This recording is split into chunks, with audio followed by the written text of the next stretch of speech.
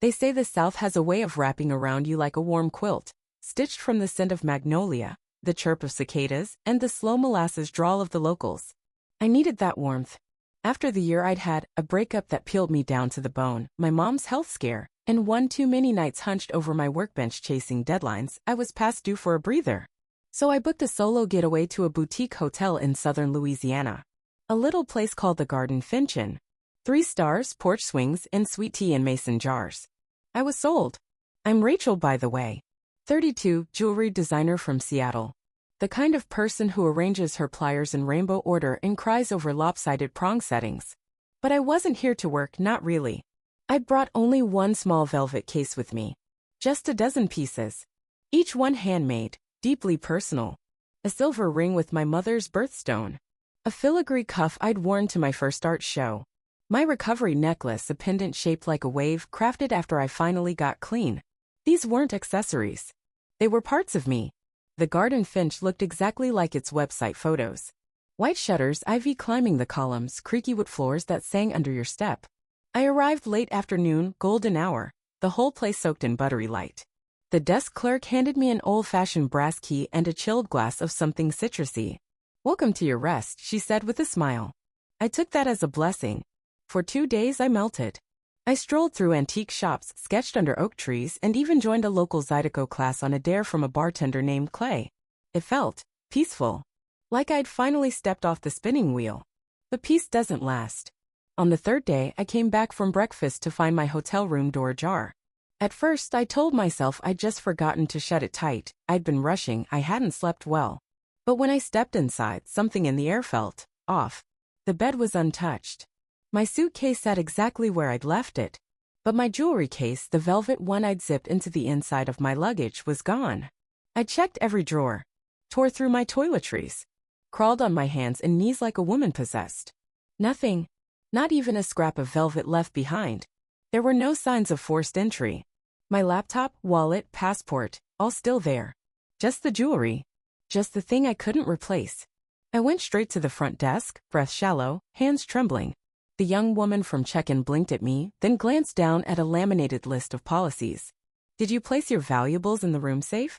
"There is no safe," I said. I was certain. She shrugged. "We recommend using them when provided." The manager came out, a man named Theo with slick back hair and a polyester tie. He listened, sighed, and gave me the kind of smile reserved for hysterical women on old crime shows. "I'm sorry, Miss Price. But without evidence of forced entry or surveillance footage, well, I'm afraid there's nothing we can do. You should file a police report, of course. But insurance generally won't cover unattended items left unsecured." He made it sound like I'd left a Faberge egg out in the rain. I filed a report with the local police. The officer scribbled in a notepad and promised to keep an eye out. I never heard from him again. Then came the second blow. My travel insurance claim, a modest request for $28,000. Backed by appraisals, photos, and receipts, was denied. No verifiable proof that the items were in your possession at the time of loss, they said. The letter was filled with dense legal language and subtle accusations. I called the claims department. That's when I met Alan. Alan had a voice like stale coffee. Polite. Dry. Unyielding. "Technically," he said, "you can't prove anything was taken." "Technically," I replied, "I'd like to speak to someone who doesn't assume I'm committing fraud." He didn't laugh. Just repeated the clause number. That night, I cried in the hotel bathtub until the water went cold. Not just from grief, but from the insult. From the insinuation that I'd made it up. That I was trying to scam a system I trusted to protect me. I almost went home the next day. Almost. But something kept me there. Maybe it was stubbornness. Maybe it was the fact that my mother always said I had the soul of a crow, obsessive, watchful, unwilling to let go. And that's when I met Danielle. The day I met Danielle, I was back at the front desk arguing again with Theo about the lack of security measures. I wasn't shouting, but I was on the edge. You know that tremble in your voice that sounds like it might burst into tears or explode into fire. I was there. "There is a pattern here," I told him. "Either you've got a thief on staff or your hotel is made of tissue paper. And someone is exploiting that." Theo gave me the blank-eyed stare of a man who's learned to survive by outlasting complaints. "We take every report seriously." "That's a lie," I snapped. "Ma'am, unless you have new evidence, I suggest you contact your insurer." "That's rich. They're worse than you." That's when I heard it, a soft, amused chuckle. I turned to see a woman standing nearby, flipping through a brochure for a swamp tour she clearly had no interest in. Gray-streaked hair in a bun, navy slacks eyes sharp as broken glass. "Excuse me," she said, "but you're not the first guest to lose valuables in this place. And if your insurer's name starts with Northridge, I think we need to talk." I blinked. "How did you?" Danielle tucked the brochure under her arm and gestured to the sitting area. "Come sit with me, sweetheart. I used to work claims. Retired now. But this smells all too familiar." We sat in a pair of faded armchairs under a lazily rotating ceiling fan. She introduced herself slowly, like someone who knew the value of pacing a reveal. "I was an adjuster for 30 years, she said. Cut my teeth on hurricane fraud. Eventually specialized in hospitality and theft. And this place? The Garden Finch? I've seen their name before. Too many times." She reached into her bag and pulled out a worn leather notebook. Flipped to a page like she'd known she'd need it. "There," she said, tapping her finger. "March of last year. A guest lost a camera bag and diamond earrings. Claim denied, lack of verification." I leaned in. "They used the same language on me." "Of course they did. It's a pattern," Danielle said. "Northridge underwrites policies for dozens of hotels in the South. But this one has more unsubstantiated theft claims than any three-star joint should. And here's the kicker, every single one gets assigned to the same adjuster." My heart jumped. "Alan." Danielle nodded slowly like she was delivering a eulogy. "Alan Fisher. He's been on my radar since before I left. Always flags insufficient evidence." Loves that phrase. But that's not the bad part. She slid her phone toward me. On it was a screenshot of a Facebook photo, blurry, taken at some corporate mixer. "That's him," she said. "Alan. And that's our boy Theo standing right next to him. The manager. The adjuster. Drinking from the same damn glass." I felt my stomach turn. "How do you know they're connected?" "Officially? I don't. But unofficially? That's a smoking gun. I've got a few more if you're willing to dig." And just like that, I wasn't a victim anymore. I was a hunter. And Danielle? She was the guide who knew where the bodies were buried. That evening, Danielle and I sat in the quiet corner of a coffee shop 2 blocks from the hotel, huddled over her ancient laptop like we were plotting espionage, which, honestly, we kind of were. She'd already pulled up 4 other theft reports from the Garden Finch in the last 18 months. None of them public, but all of them documented in online complaints and insurance forums.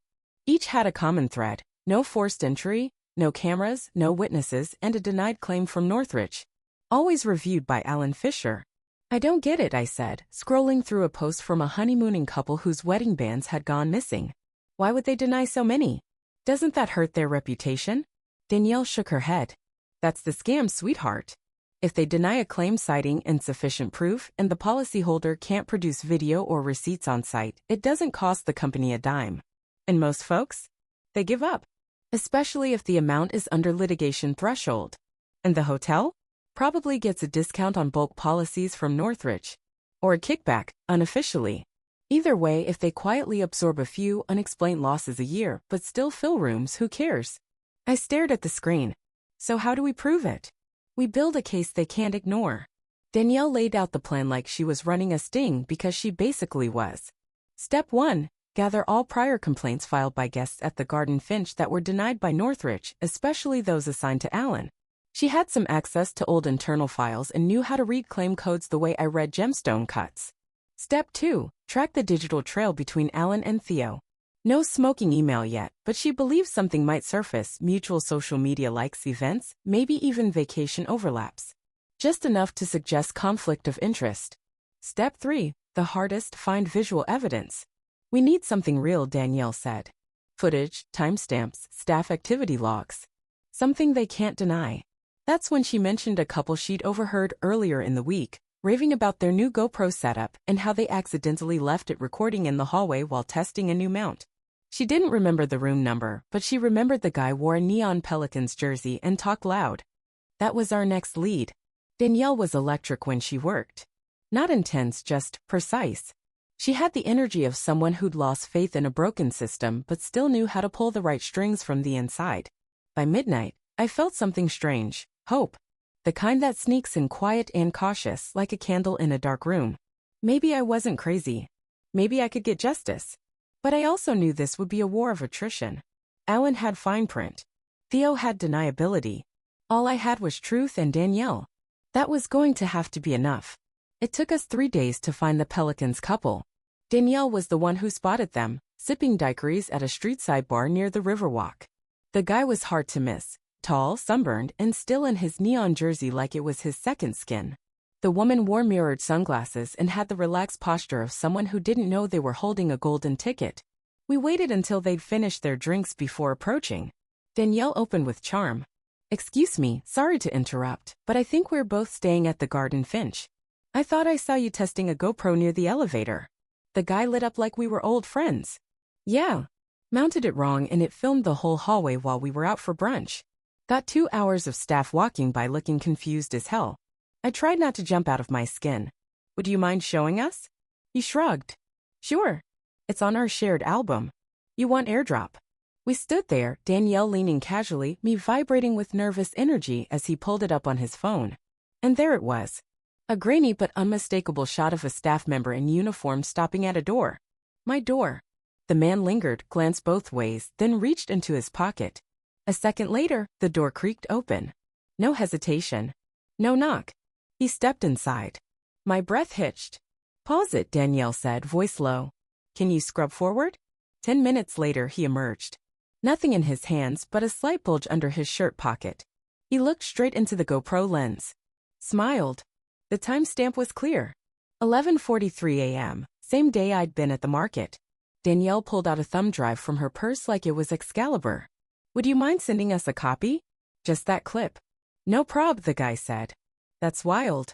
You think he stole something?" Danielle just smiled. "Let's call it suspicious behavior." We left before they could ask more questions. Back at the hotel, we watched the clip again on Danielle's laptop, this time frame by frame. We checked the hallway carpet pattern, the staff uniform, even the cleaning cart he passed without touching. "This isn't just a one-off," Danielle said. "He's not cleaning. He's not delivering. He's casing." I sat back, numb. It was proof. Not just of the theft, but that the hotel had a security breach. Maybe a system. And now we had it on file. We uploaded a backup copy to an encrypted cloud. Danielle emailed a version to a friend at a consumer protection nonprofit. "Insurance won't budge without outside pressure," she explained. The wheels were turning. The spark was lit. We didn't know it yet, but someone was about to notice and try to bury it. Because less than 24 hours later, the footage disappeared. Gone from the Pelicans' shared album. Gone from our initial USB. Even the cloud link? 404 error. I stared at the file not found screen like it had slapped me. Danielle said nothing for a long moment. Then, "Someone's cleaning up." My throat tightened. "So that's it." She looked at me, her face calm but still hard. "No." I backed it up on a separate drive. "I've been at this long enough to know what they do when they're scared." She reached into her bag and held up a second USB, labeled in black Sharpie, "Garden Finch Theft, Original." "I don't bluff," she said. "Let's finish what we started." The backup drive felt like a life preserver in open water. I stared at it for a long time, running my thumb along its edge like it was some sacred relic. Because in a way it was. It meant I wasn't crazy. It meant someone had seen what I saw. And it meant, most importantly, that someone else was scared enough to try and erase it. Danielle and I doubled down. We weren't just victims and allies anymore. We were building a case. The kind you don't post on Yelp or Vin about in some dusty corner of the internet. The kind that gets noticed by regulators, watchdogs, and attorneys who make white-collar fraudsters sweat through their $200 dress shirts. Danielle tapped into her old network, a friend in data compliance, a cousin who still worked for an insurer in Baton Rouge, and a tech-savvy niece who pulled incident reports from the state hospitality board. We created a spreadsheet tracking every known or suspected theft at the Garden Finch, matched them to denied insurance claims, and cross-referenced those with Alan Fisher's file logs. And sure enough, a pattern emerged. Same adjuster. Same denial language. Same hotel manager's signature on internal guest incident reports, all of which mysteriously omitted time-of-day details or staff schedules. I spent hours drafting a personal statement. Not a rant. A testimony. I poured everything into it. The jewelry's origin, its personal value, the absence of a room safe, the hotel's negligence, the adjuster's dismissiveness. Danielle reviewed it like an editor with a red pen and a vendetta. "Cut this part," she said. "You're being too polite. Don't ask them to believe you. Show them they already do. they just don't want to admit it yet. She was right. I rewrote the ending to say, I don't need your sympathy. I need your accountability. I know what was taken. And I know who helped cover it up. We sent the full dossier, over 60 pages of evidence, witness logs, metadata from the GoPro footage, and a breakdown of Northridge's claim patterns to 3 places at once. A consumer protection nonprofit that Danielle trusted, the Louisiana State Insurance Commissioner's office, and a local investigative journalist from the Times-Picayune Danielle had worked with once years ago. And finally, we sent a hard copy, old-school courier, signature required, to Northridge Insurance's legal department. Danielle said they'd try to ignore it. Until they can't. And right on cue we got silence. A week passed. Then 2. My phone stayed glued to my hand. I checked emails like a teenager waiting on prom invites. I was starting to lose faith. Then one Monday afternoon, the call came. It wasn't from Northridge. It was from the office of the State Insurance Commissioner. Ms. Price, the voice said, we've received your complaint and the supporting documentation. It's under formal review. We'll be in touch. Danielle's expression when I told her? Grim satisfaction. They're squirming, she said. And that was before the real hammer dropped. It started small, a whisper in the wires. 3 days after the commissioner's call, Alan Fisher's LinkedIn profile quietly vanished. No update. No retirement announcement. Just poof. Like he never existed. Danielle was the one who caught it.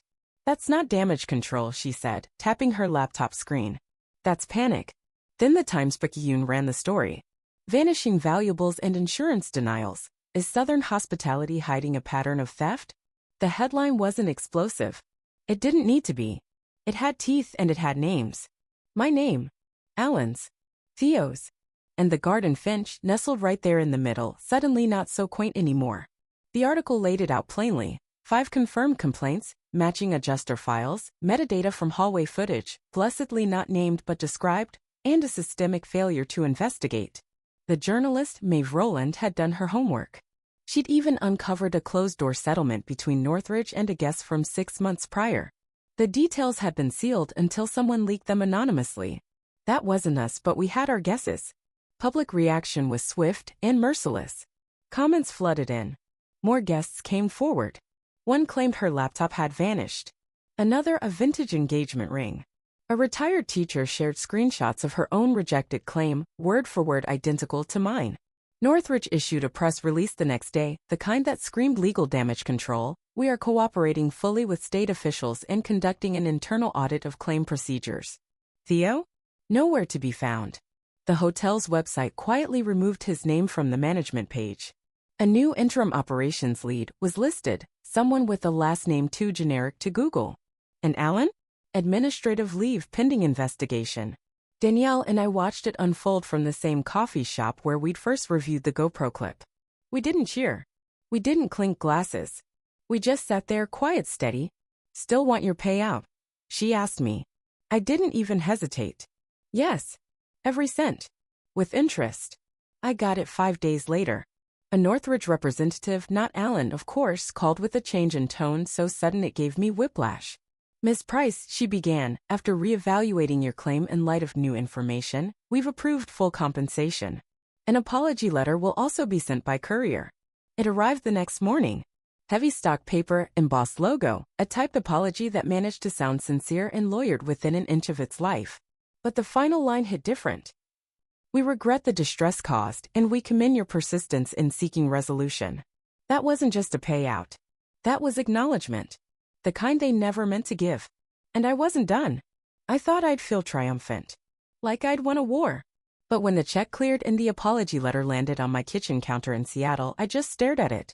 A rectangle of thick paper and polished lies. It didn't undo the sleepless nights, the sick feeling in my stomach, or the moment I questioned whether I'd imagined the whole thing. That's the part no one tells you about winning. Sometimes it feels exactly like surviving. Danielle called that evening. You good? She asked. I think so. Not convinced. She wasn't wrong. I'd gotten what I asked for, the money, the apology, even a hint of justice. But it didn't feel whole. Not yet. So I asked the question that had been simmering. What about the others? There was a pause. Then, they'll get theirs. The state audit's real. The hotel's already been flagged for noncompliance. And Northridge has a formal inquiry breathing down their neck. One more buried claim, one more lost file? They're cooked. I exhaled. Still, I couldn't shake the idea that this almost didn't happen. That if I hadn't met Danielle, if that footage had disappeared for good, if I hadn't fought through every barrier, I'd be just another guest dismissed as forgetful. Maybe dramatic. Maybe lying. They count on people giving up, I said. Danielle hummed. They always have. The story had traction now. A follow-up piece in the Times-Picayune explored systemic failures in boutique hotel security across the region. Consumer watchdogs started sharing links. One nonprofit even launched a hotline for travelers who believed their claims were unfairly denied. Justice wasn't just about my win, it was about the ripple. And when I walked past my workbench the next day, I stopped. For the first time in months, I opened my sketchpad. Not to draw replacements for what was stolen, but to create something new. Something that symbolized recovery, resilience, and quiet retribution.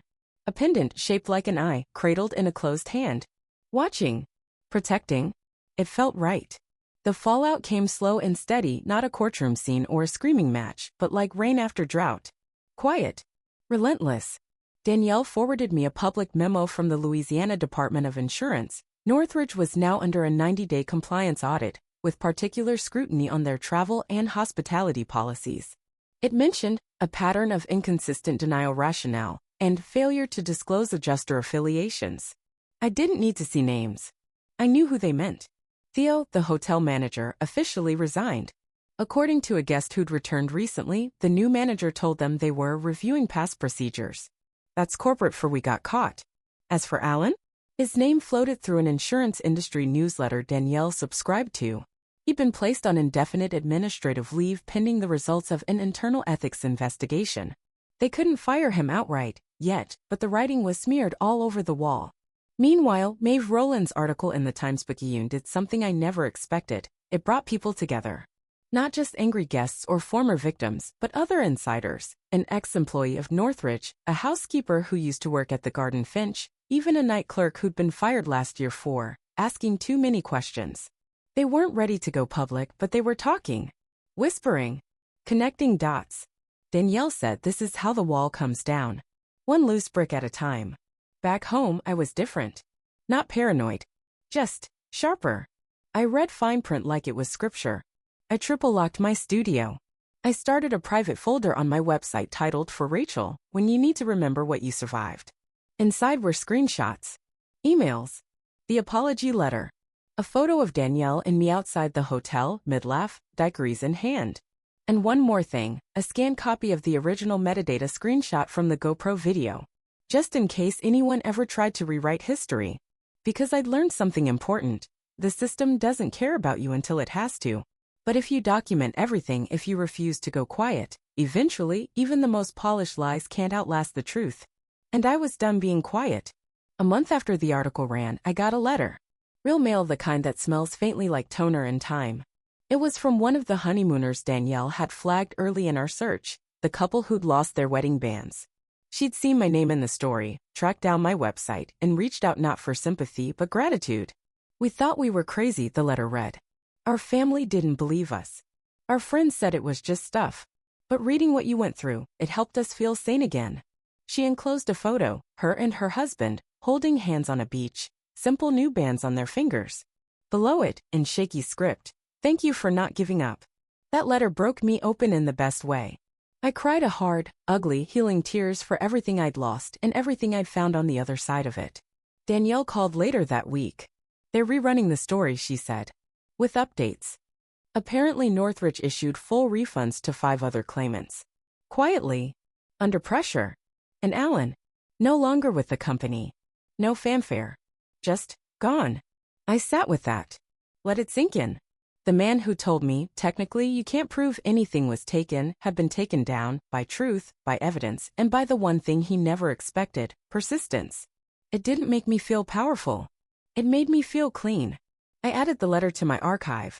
Next to it, I wrote a note to myself. You are not your things. But you are what you refuse to forget. And I didn't forget. Not 1 minute of it. I didn't return to the Garden Finch. Not out of fear, that place no longer held power over me, but because I'd already reclaimed what mattered. Not the jewelry. Not even the money. my dignity, and the dignity of everyone they tried to silence. The Times-Picayune ran their final update 6 weeks after the investigation concluded. The title was simple but surgical. One claim too many: how a jewelry designer exposed a pattern of predatory denials. My name was there again, this time not as a victim, but as a catalyst.